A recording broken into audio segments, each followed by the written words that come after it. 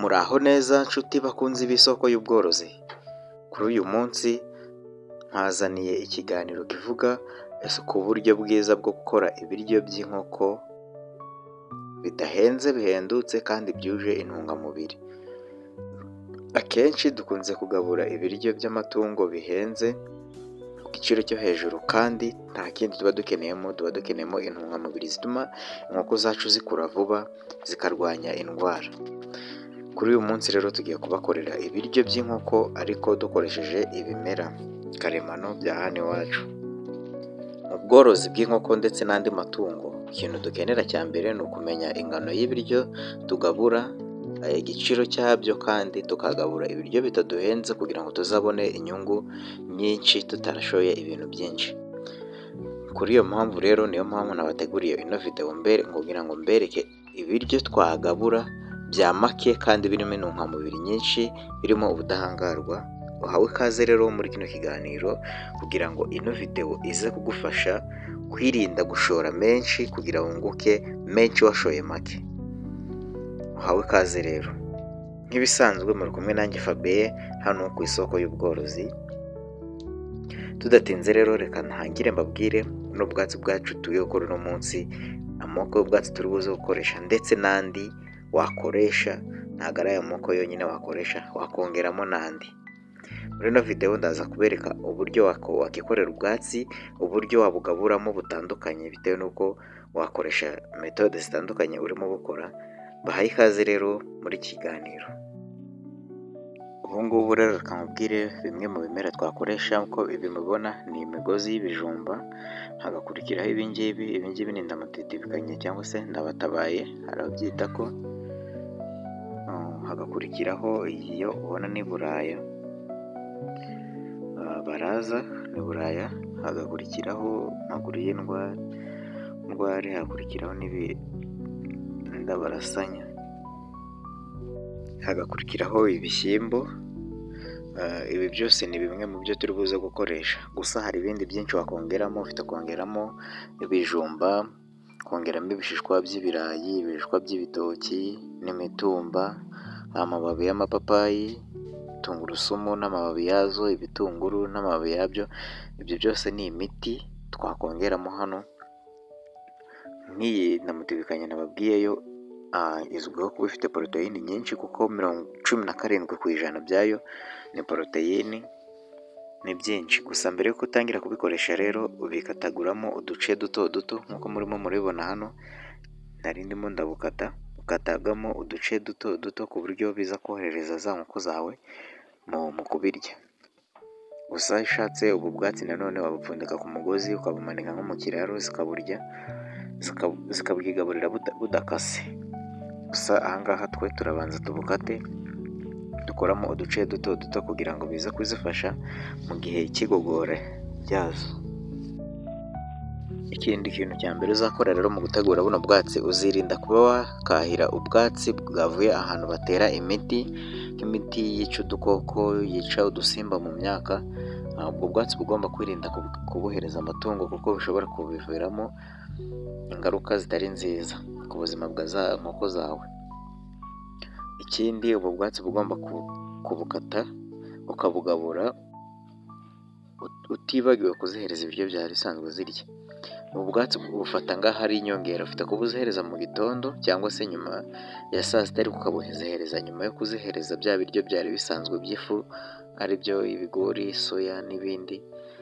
Iyi video nayo nzayibategurira ukuntu wakivangira ibiryo ukoresheje ibyo nabavuze haruguru, harimo ibigori, soya n'ibindi.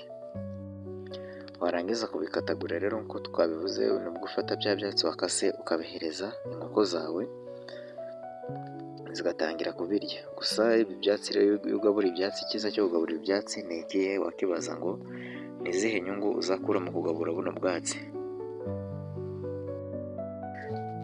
Ingaruka nziza ya mbere rero dukura mu kugaburira inkoko zacu ubwatsi, icya mbere ni uko inkoko zacu zigira umubiri mwiza kandi ukomeye. Bivuze ko zidakunze kuvunagurika cyane. Kenshi inkoko iyo ziri mu kiraro zishobora kuba zarwana zikavunika, ariko izi nkoko zirya ibyatsi ntabwo zikunze kuvunika kuko ziba zifite umubiri ukomeye. Ku magi ubwatsi bugira uruhare rwiza rukomeye kandi mu kugira igi rigire umuhondo munini kandi ufatika. Ugabura ubwatsi igi ryawe, inkoko zateye ziba zifite umuhondo munini ukomeye, mu gihe urariza hakavamo umushwi ufite imbaraga. Ndetse ikindi, inkoko zawe zigira ubudahangarwa ku ndwara zitandukanye ziterwa no kubura imyunyungugu mu mubiri, kuko usanga muri buno bwatsi harimo amavitamini nka vitamini A, vitamini C na E, kandi izi vitamini zirakenerwa ku buzima bw'inkoko. Ikindi twavuga twakura mu kugabura ubwatsi nk'ubu ngubu, ni bwo ku musaruro w'amagi wiyongera, ushobora no kwikuba kabiri. Nk'urugero, umworozi w'inkoko wo mu karere ka Nyamasheke, nyuma yo kugabura ubwatsi, mbere y'uko agabura inkoko ze zateraga amagi 10, ariko nyuma yo kugabura ubwatsi, amagi inkoko zisigaye zitera amagi 20 ku munsi. Bivuze ngo amagi yikubye kabiri, kuko ahambere inkoko yateraga none ejo igasiba igatera umunsi ukurikiyeho, ariko atangiye kugabura ubwatsi inkoko ze zitangiye kujya zitera buri munsi. Urumva ko ubwatsi butanga umusaruro ku mworozi ubukoresha. Gusa nanone mu kugabura buno bwatsi ubuhereza inkoko, hari ibintu nanone ukwiye kwirinda. Harimo kwirinda ko wazihereza inkoko zawe ubwatsi bwanduye cyangwa se bufite umwanda. Birumvikana ahangaha uba ugomba kubanza ukabwoza mu gihe ubona budafite isuku ihagije. Icya kabiri, ugomba kwirinda kubona buno bwatsi ubukuye ahantu mu myaka yindi ibasha guterwa umuti yica udukoko cyangwa se utundi dusimba mu myaka. Aho ngaho uba ugomba kwirinda kuhahira ubwatsi, ukaba wabugabura utabwogeje. Ikindi, ubu bwatsi uba ugomba kwirinda kuzihereza ubwatsi bwinshi cyane, kuko bishobora gutuma inkoko zawe zihitwa, kuko ziba zitangiye kurya ibiryo birimo amazi menshi, mu gihe mbere yaho zari zimenyereye ubwatsi burimo nka buranda cyangwa se ibiryo wivangira. Niyo mpamvu uba ugomba kuzihereza ubwatsi ukabuziha mu rugero, ntuzihereze bwinshi cyane. Ibi byatsi rero mu kubigabura, ufite kubigabura mu buryo butandukanye. Ufite kubivanga n'ibindi biryo nk'uko twabibonye haruguru, ufite no kuba wabikoresha ubishyira mu mazi nk'ukora icyayi, kuko nk'ukenera gukoresha amababi y'indimu, amababi y'amapapayi n'amapera, ayo yose ntabwo uyakata, ahubwo amababi y'ibyo bimera byo nk'uko tubizi turayafata tukayashyira mu mazi tukayacanira zikanywa ya mazi. Aho ngaho ufite kuba wabikora gutyo, cyangwa se ugakoresha izindi metode zitandukanye bitewe n'ubwatsi ubwo ari bwo. Nakubwiye ko hari ubwatsi ushobora gupfundika, ubwatsi ushobora gukatagura, ndetse n'ubwatsi ushobora kuba wabuteka mu mazi ukaziha ya mazi akaba ariyo zinywa. Ni ukuvuga ngo indungamubiri ziva muri ubwo bwatsi ziba zagiye muri ariya mazi, zikazibona ziturutse muri ayo mazi zinyoye. Iyo ugaburira inkoko zawe ubwatsi ngubu bw'ibimera, hari imiti myinshi itandukanye uba ugenda uziherezamo. Hari imiti myinshi uzi n'iyo utazi ugenda uzihereza, ku buryo ahanini inkoko zikunze kurisha ubwatsi nk'ubu bw'ibimera zidakunze kurwara indwara zitandukanye. Cyane ko umusaruro ukomoka ku nkoko zirya ibyatsi ku isoko, usanga izo nkoko zigira igiciro gitandukanye n'inkoko zitarya ibyatsi. Nk'amagi, murabizi ko amagi y'inkoko z'inyarwanda ku isoko, hari aho bateka ku maresitora, murabizi ko ashobora kuba ahenda gusumbya amagi y'inkoko zitari iz'inyarwanda. Akenshi impamvu bazifata amagi y'inkoko z'inyarwanda agahenda, usanga inkoko z'inyarwanda zikunze kwiberaho mu buryo bwo ku gasozi. Ni ukuvuga ngo zitungwa n'ibimera n'udusimba n'ibindi biryo, ariko ntabwo akenshi zikunze kwirira ibiryo byo mu nganda. Niyo mpamvu ano magi yazo akunze gukundwa, kandi n'inyama yazo ikunze kuba zihenze gusumbya izi z'inzungu. Mu bwatsi rero nk'uko nababwiye, ufite kuba wakoresha ibyatsi bitandukanye. N'imitumba zirayirya, wayikekagura ukaba wabivanga nanone n'ibindi biryo.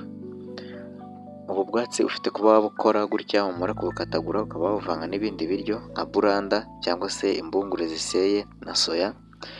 Wamara kubikatagura byose na soya n'impungure warazishesheje ari ibiheragure, ukaba wabishyira mu base ukabivanga. Nyuma yo kubivanga ukabihereza inkoko zawe zigatangira kubirya, bikavamo intungamubiri ihagije kuri za nkoko zawe, bigatuma inkoko zawe zikura vuba kandi zikaba zifite n'ubudahangarwa mu kuba zakatakwa n'indwara zigiye zitandukanye. Ubishoboye ufite nk'imashini ijya ikata buriya bwatsi, cyangwa se nawe ufite nk'umwanya wo kujya ubukata, cyangwa se nanone ukaba wabufata ukabufunga ukabushyira mu kiraro cy'inkoko, wajya ugabura urubingo. Urubingo narwo ruvamo intungamubiri nziza kandi zihagije, n'inkoko zikunze kubikunda.